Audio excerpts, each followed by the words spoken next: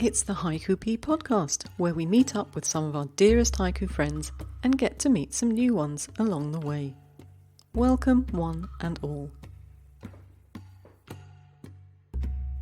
Each podcast is a very special event, but today, more so than usual, because today is our 100th episode. Congratulations to all of us, because the Haiku podcast is a community effort. Thank you for coming along and making the time fly. I'm Patricia, and this time I'm joined by Craig Kittner and Ben Garr, both of whom we've met before, and Matt Snyder, who's making his debut on the podcast. They're our community judges for this month and have chosen their nominations. I wonder if you'll agree with them. I know you'll let me know. But before we go on, I have an update from the last episode. If you remember, I was beside myself with excitement because Richard Tice and his poem, Our Car Never Nearer the Shimmer of Black Water on the Desert Road, which I'd nominated for the Touchstone Individual Poem Award. And honestly, I did nominate others too. But anyway, Richard had made the Touchstone Award longlist in the last podcast. Well, now he's also made the shortlist. You can imagine my excitement. Now, I'm preparing and recording this podcast before the final results are out, so it might seem a little bit weird if I say good luck to our Richard. But I've got everything crossed, and I'm willing you on. As usual for this podcast, I'm going to be reading you some previously published haiku, and some which have been written especially for us on the topic of no ego. You might remember that Ben Garr came along to give us the workshop, and I was excited about having a podcast without the mention of I, we, you, us. And I'm rather pleased with the results. My thanks to James Young and to Robert Horobin, who were instrumental in choosing the poetry that's featured this month, whether here on the podcast or in the journal, of which more later. If you'd like to join the editing team, if only for a month, please let me know. We'd be delighted to have you on board. Speaking of James and Robert, they're back again editing this month's submissions, and they've been joined by Ted Sherman. The submission, of course, is on Euphony, the deadline 20th of April, midnight, Central European time. So really you are fast running out of time. Haiku and senryu with sound and rhythm. And we're looking forward to a few latecomers. Now let's start with some poetry that's been previously published. I'll read the poem first, as always, and the poet afterwards. Let's go. I hope you enjoy today's episode. Between Wildflowers, a comma. Jeff Hoagland. Sun breaking through, the entire village silent. Lisa Collins. Both of those were from the Presence Journal, edition 69. Storm hour, the cliff's face carved a little deeper. Debbie Strange, third prize, 2020 Irish Haiku Society International Haiku Competition. Way, Debbie. Well done.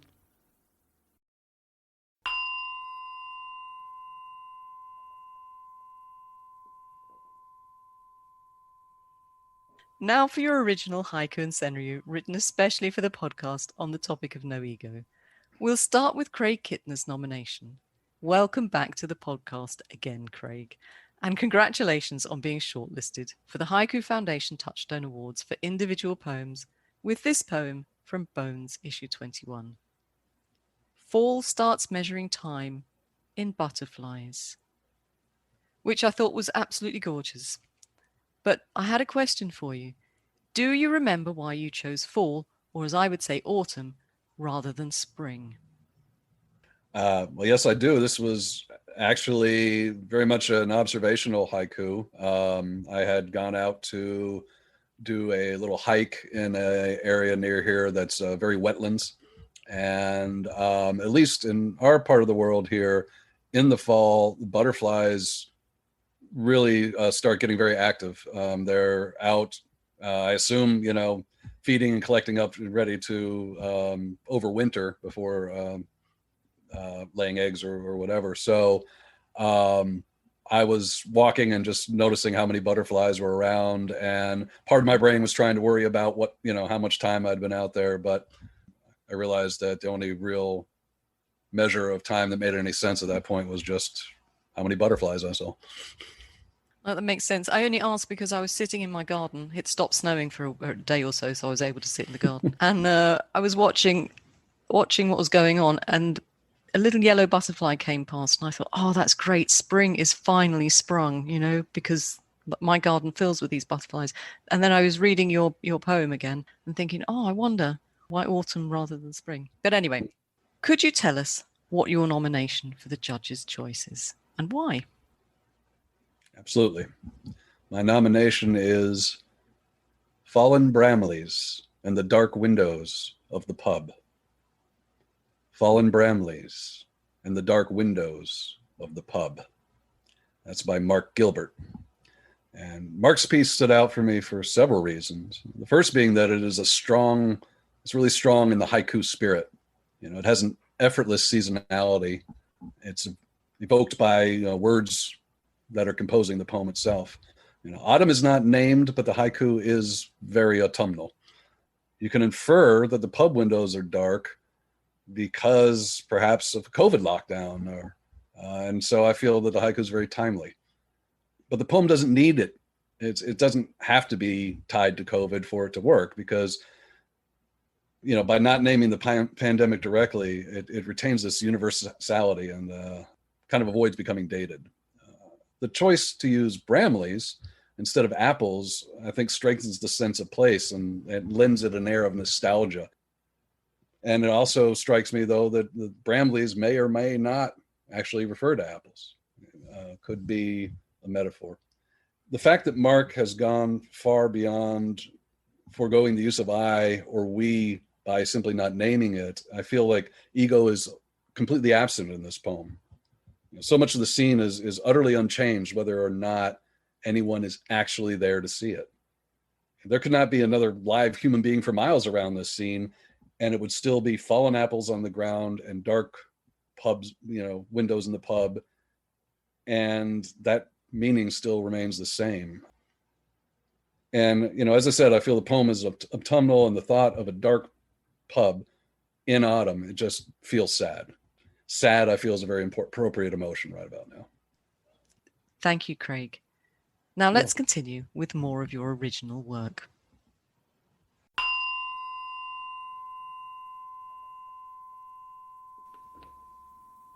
Leaf litter. Turkey tail fungus skirts the pine. Debbie Strange. A vase filled with autumn leaves. The shape of shadows. Angela Terry. Gathering dusk. An urgency in the sound of scurrying leaves. Vandana Parashar. Under the redwoods, a tall man diminished. Krista Pandy. Snow-laden trees, midday sun creating a silhouette rain shower. Dean Levers. A night breeze bends the blossomed branch. Newlyweds. Robert Whitmer. Log pile, getting smaller by the day, longer and longer. James Young. In an empty nest, an acorn. Pippa Phillips. Carpenter's saw, but the trees are silent as they fall.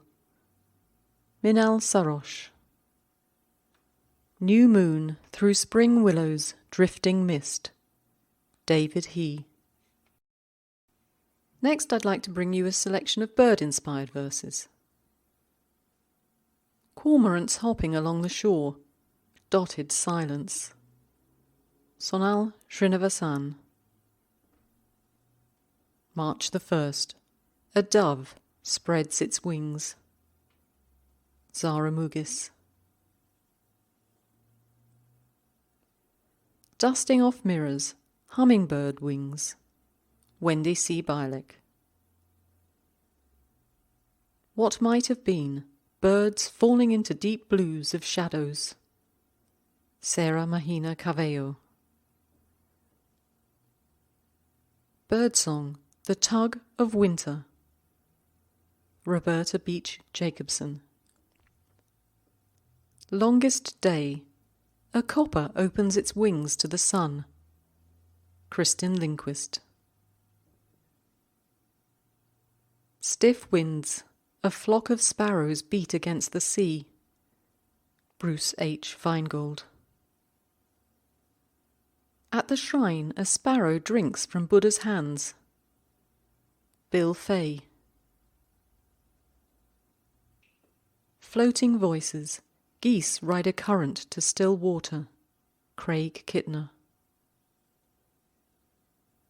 Indian summer, the silence buried in a sparrow's nest.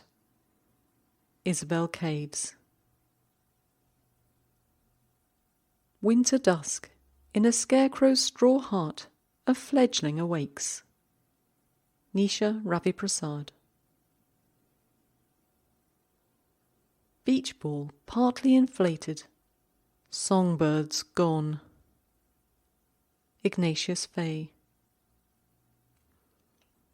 I always feel a bit like that when I've spent my last day on the beach. I love the beach. Stormy gusts, the heron still on its rock. Marion Clark.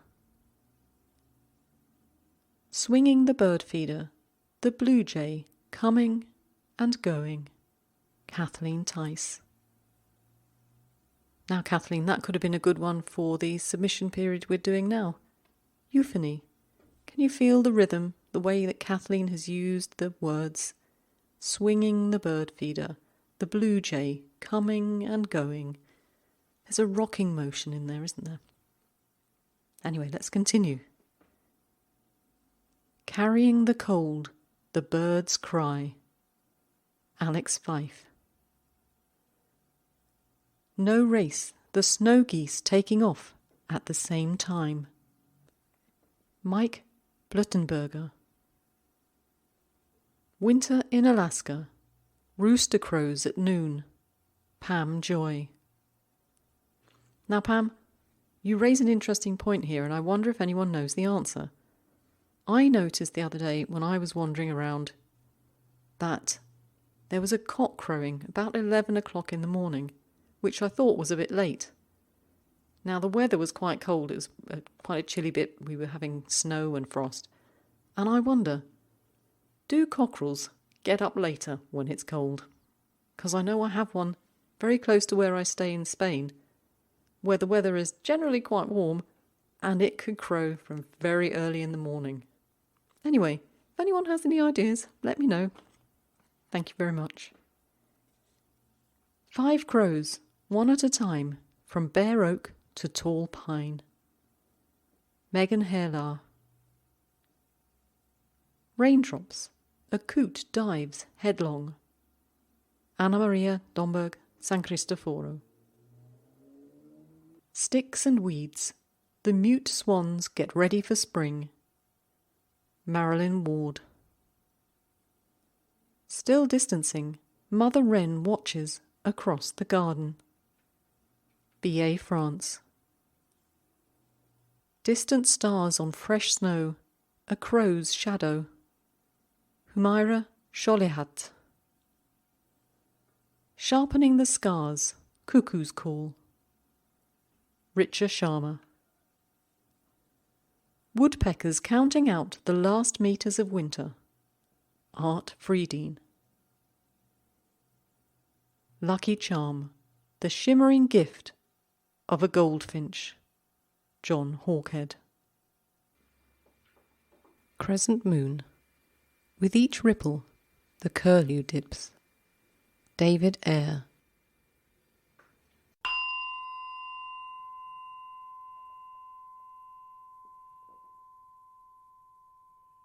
Next, I'd like to welcome Matt Snyder to the podcast. Did I pronounce your name right, Matt? You absolutely did. You can just go with Matt if you want. I'm a little bit unique.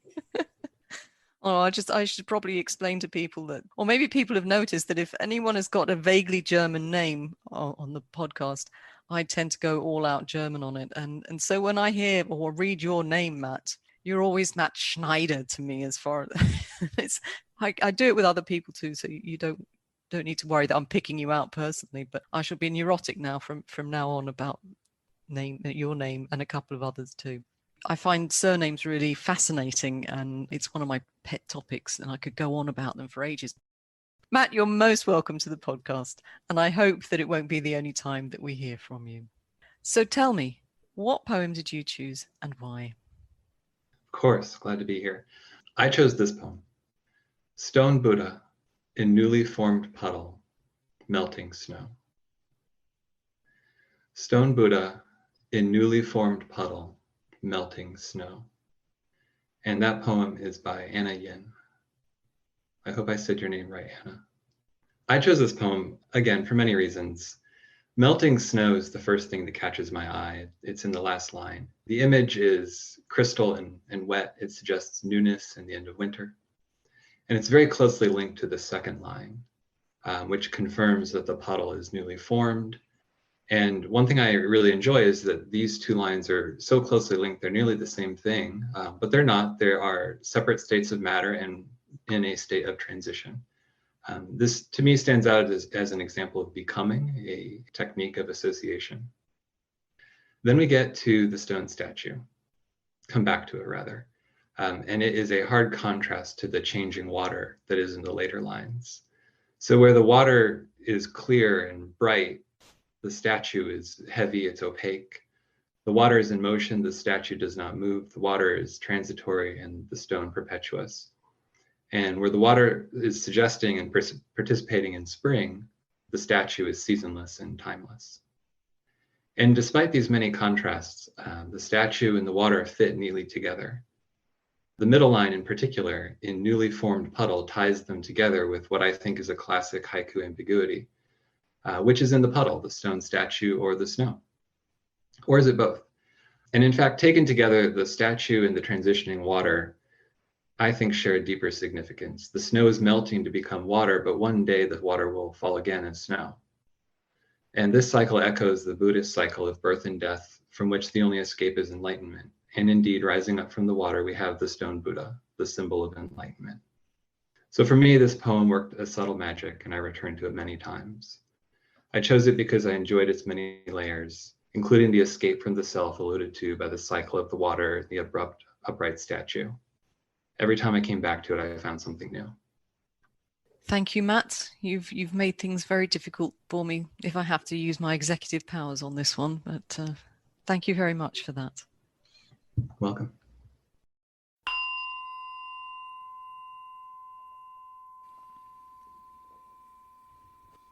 Before I continue with the poetry, I just wanted to say a couple of things. Most importantly, thank yous. Thank you to Mike, Richard, Matt, Lorraine, Rob, Natalia, Neera and Peter, who clicked the Buy Me a Coffee button on the website and bought me some coffees in March. I truly appreciate your kindness, as it does help me to keep the podcast free to all comers. You can always leave a message with your donation. I love to read them, and Richard left a great suggestion. Could I do a podcast on punctuation? Yes, I could, Richard. Thank you. But now a plea for help. Would any of you like to help me out with a 15 to 20 minute workshop on how to punctuate haiku and senryu? If you could, please email me and let me know. And some great news. The Spring Journal is out. It's been out about a week or so, but those of you who signed up for the mailings will have heard the news early. If you had a poem in the podcast, or accepted for the journal on the topics of Kigo from the January podcast, humour, exaggerated perspective, ogre, or you had a haibun or essay published in the Spring Journal, just click on the link in the show notes to buy it. If you want to, of course. If you're not sure, just have a look at your acceptance email. It should tell you which journal your work will be in. And a quick reminder that I'm accepting haiku and essays for the journal, so please email them to me or send me an email for some details. I think you'll find the ones in this journal are absolutely brilliant. Now, on with the poetry.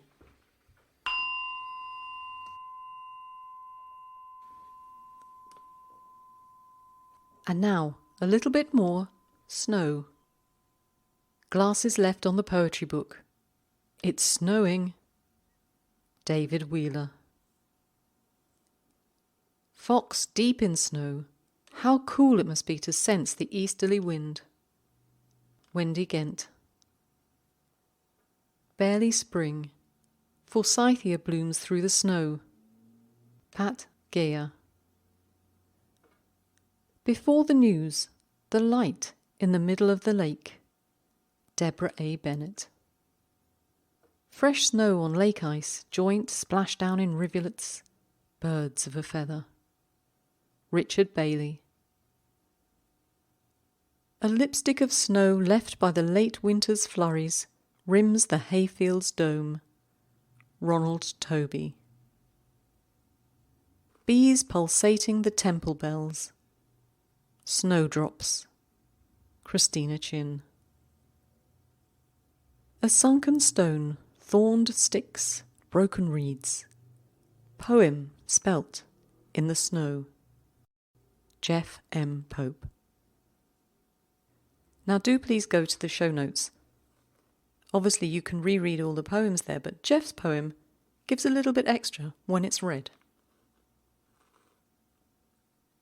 Hip high in new snow, yesterday's snowman.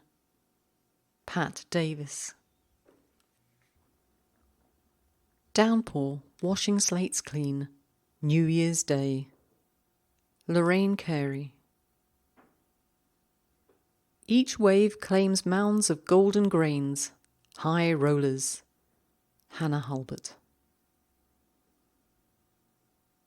Approaching storm, the sea pounds relentlessly against the levee. Richard Tice. And now there's another one with sound and rhythm, isn't it? The sea pounds relentlessly. Can you hear it? Drifting down jewel-tread fishing trail.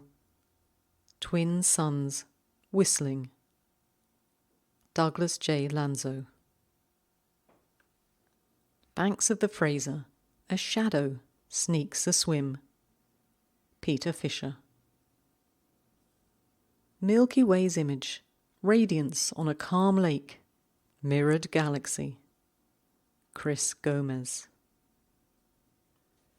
Celestial bodies and the sky were popular inspirations this time round.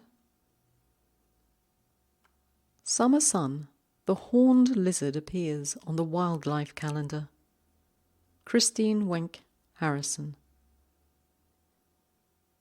First chemo, the fading boundary of day moon. Hifsa Ashraf. Full moon, roof corner icicles glow, winter silver. David Bridges. Cold moon, the warmth of yesterday, a distant dream. Margaret Dornaus. Sunrise, black mountain slowly turns to gold. Neera Kashyap. I was in the mountains last week, and when I got up, the sun was glinting on the whiteness of some of the peaks, and they were really gold. Thanks for the memory. Only the night ends with a sunrise. Looming sunset. Natalia Kuznetsova.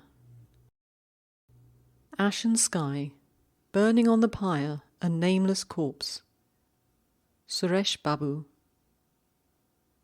Opal sky, a birthstone charm for the new child. Valentina Rinaldi Adams.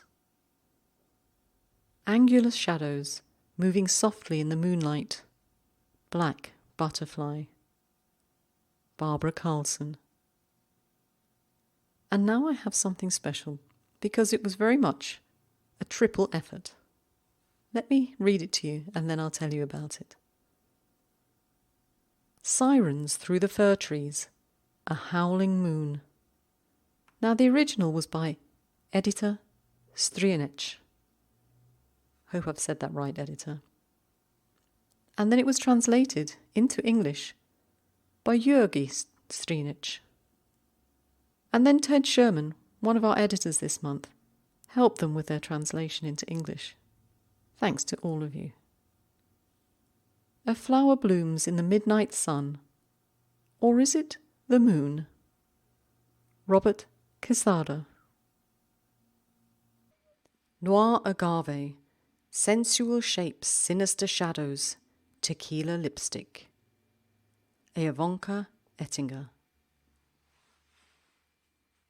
Wild rhubarb, not knowing what to say in the chapel of rest. Tracy Davidson.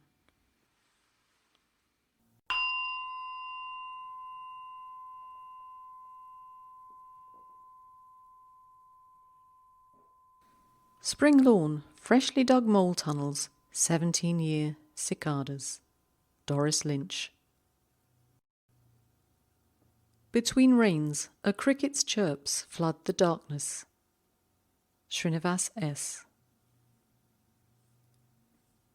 Spring whispers, gentle blow of fresh air, buzzing bees. Bahwana Upadhyay.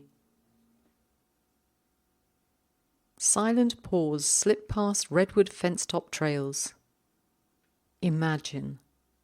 Wayne Kingston. Winter closes, the dense chorus of thawed wood frogs. E. L. Blizzard. Itinerant monk and an injured donkey on his back. Mark Farrar. City Zoo. Bold local rat steals food from the lion's cage. Rob McKinnon. Cats take over the pool table. Stripes and solids. Lorraine A. Padden. Sweet pea. The cat climbs up the trellis. Paul Callis. In the meadow, a fawn stops to spot clean her coat. Julie Gomez. Locked gate, the meticulous web across roof tiles. Joshua Gage. Breaking hard, caught in the headlights, the jackrabbit makes it. Lee Hudspeth. Juliet's balcony still empty, pissing up the wrong tree, Cocker Spaniel. Dr. Tim Gardner. Gnarled apples, forgotten orchard feeding deer. C.X. Turner. Sunlight through the tree, spider web of light weaving stillness. Steve Ullum. Stiff in their winter coats, the grass. Alison Douglas Turner. Bright green grass, children playing ball, an old man falls. Ellen Urowitz. White purple cups blossoming above fresh cut grass. Matt Snyder. Chilly start today. Sip a mug of hot coffee. Waiting on the sun. Veronica Hosking.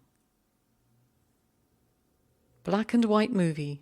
2 coffee cups on the checkered tablecloth. Nadia Kostadinova. Hot sake. Everyone speaking in tongues. Linda L. Ludwig. Butterflies around the plant pots. Shades of tea. Daniela Misso. Chipped mug. Steam from green tea blurs the falling snow. Stephen Joseph. Bin day cacophony breaches the summer silence. Black coffee. and toast. Ted Sherman. Bar restroom. The ghost graffiti show through the paint. David Oates. More than leaves and milk, the universe stirs within a simple teacup. James Welsh. Steeped mate tea, an afternoon bouquet of new mown hay. Michael Dudley. Bar restroom, the ghost graffiti show through the paint. David Oates.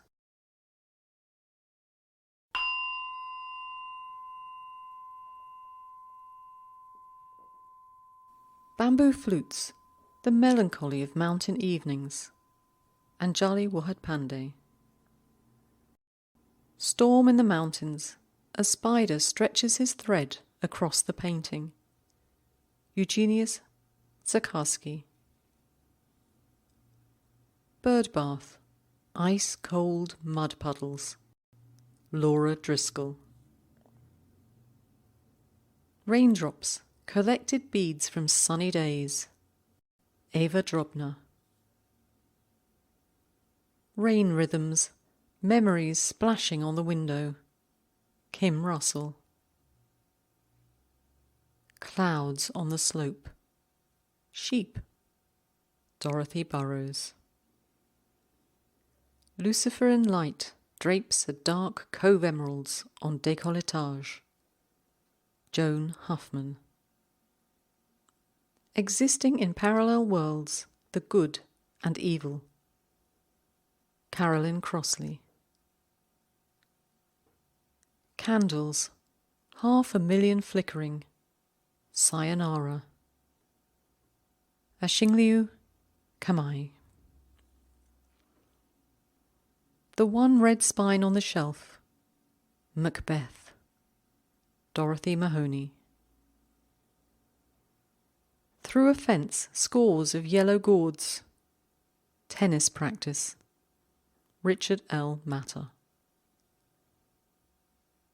Termites. Dad's bookshelf. Gone with the wind.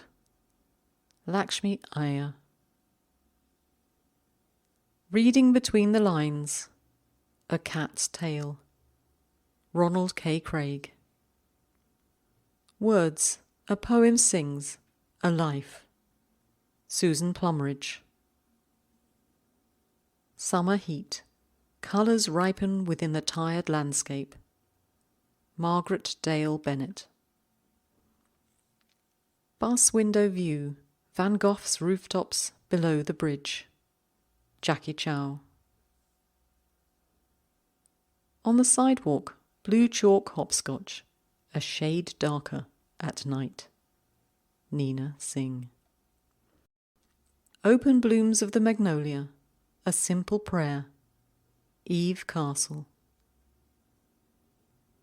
March morning, a softener awakens the smell of flowers. Samo Kreutz. Spring dawn, a whiff of jasmine rises in the stillness. Bona M. Santos.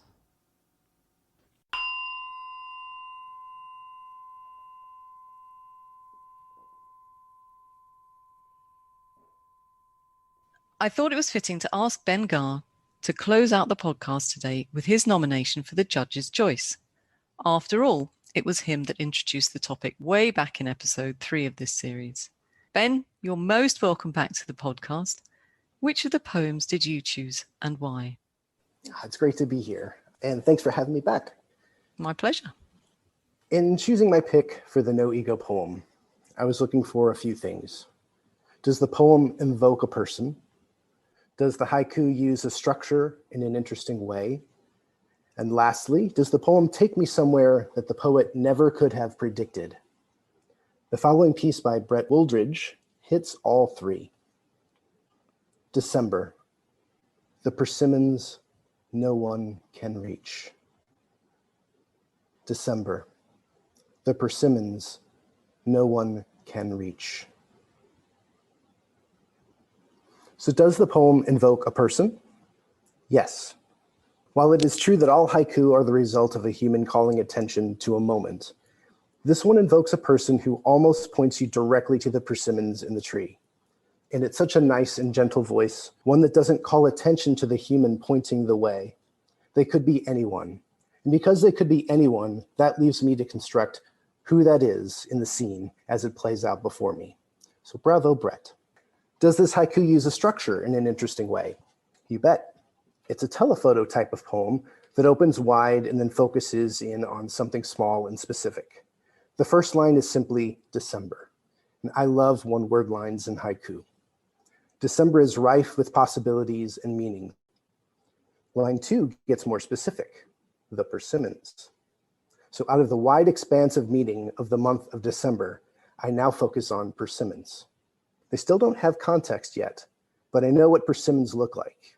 And it's delight to come from something cold, almost black and white with December, and move towards sweet and ripe fruit.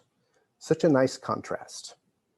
Line 3 brings the connective tissue to lines 1 and 2 with the sharp focus.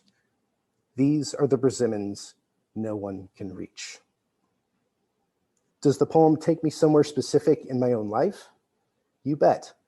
While not specifically December, I'm taken to Lyon, France, where a work colleague did some acrobatic climbing to reach the last ripe persimmons high up in a tree.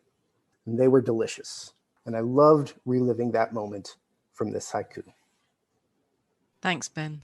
I'm so glad that you picked out that technique to talk about, because it's something that we're going to be talking about on the podcast next time.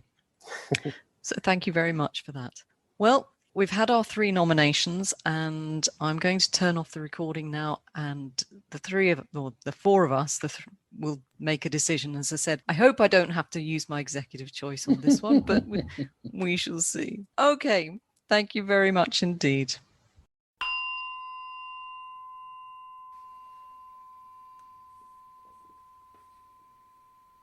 I really enjoyed the commentaries from our judges.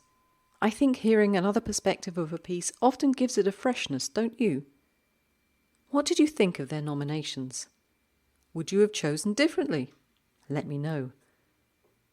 And just a few reminders before I head off into the wild blue yonder. Your deadline for euphony is the 20th of April, so if you're listening to this in real time, that's tomorrow. And if you haven't submitted yet, you need to get your skates on. If you'd like to get involved as a community judge or an editor, both of which are a great way to hone your own haiku skills, by the way, please email me for details.